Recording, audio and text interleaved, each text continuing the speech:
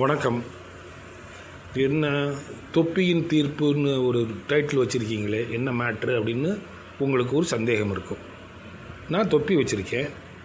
நான் நம்ம சினிமாக்களை பற்றி ஒரு தீர்ப்பு சொல்ல போகிறேன். நம்ம சினிமாவை பற்றி தீர்ப்பு சொல்கிறதுக்கு நீ யார்ரா அப்படின்னு உங்களுக்குள்ள ஒரு கேள்வி வரும். அதுக்கு ஒரு சின்ன உதாரணம் சொல்கிறேன். 2025 மொத்தம் ரிலீஸ் ஆன படம் கிட்டத்தட்ட 300 படங்கள்.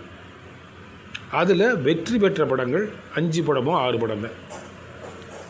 300 படங்கள்னால் தினசரி ஒரு படம் கிட்டத்தட்ட, ரைட்டா?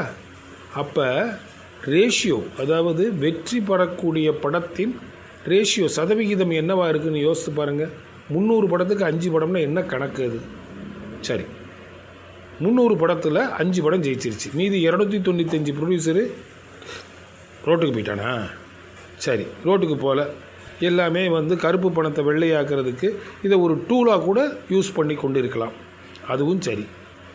ஆனால் ஒருத்தன் கதை சொல்ல வர்றானே, அந்த கதையை முழுமையாக கேட்போமா மாட்டோமா அப்படிங்கிறது யாருக்குமே தெரியலை. ஒரு நிறுவனத்துக்கு நான் ஃபோன் பண்ணியே பேசினேன். அந்த நிறுவன உரிமையாளர் பேசலை, அவங்க பிஏ பேசினா. என்ன தம்பி இப்படி ஒரு மொக்க படம் எடுத்திருக்கீங்கன்னு. ஆனால் இவருக்கு ஏகப்பட்ட தொழில் இருக்குது, படமும் பண்ணுவோன்னு நினச்சி பண்ணார். அது ஏன் இப்படி எடுத்தார், எதுக்காக இப்படி எடுத்தாருன்னு யாருக்குமே தெரியாது அப்படின்னு சொல்லிட்டாங்க. இதுதான் இன்றைய சினரியோ. எல்லாருமே படத்தை விமர்சனம் பண்ணுறவங்க ஒரு பாலிஷாக, இந்த படத்தில் கதை இன்னும் கொஞ்சம் நல்லா இருந்திருக்கலாம், அவர் இன்னும் கொஞ்சம் நல்லா நடிச்சிருக்கலாம், இப்படி தான் சொல்லுவீங்களா?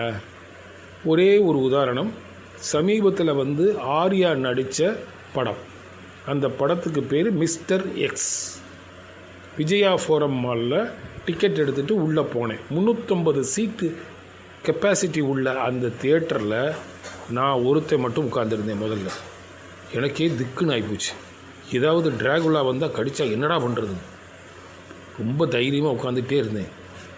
கொஞ்சம் நேரத்தில் திபு திபு திபுன்னு ஆள் வந்துட்டாங்க. திபுன்னு ஆள் வந்துட்டாங்கன்னொன்னே நீங்கள் ஏதோ கற்பனையில் பண்ணிடுறாங்க. 6 பேர் வந்தாங்க, என்னையை சேர்த்து 7 பேர். அது என்ன கதைன்னா, என்னமோ கல்பாக்கம் அணு மின் நிலையத்தில் என்னமோ பண்ணுவாங்க, அதை பண்ணுறாங்க இதை பண்ணுறாங்கன்னு என்னமோ சொல்லிக்கிட்டே இருந்தாங்க. நான் தூங்கிட்டேன்.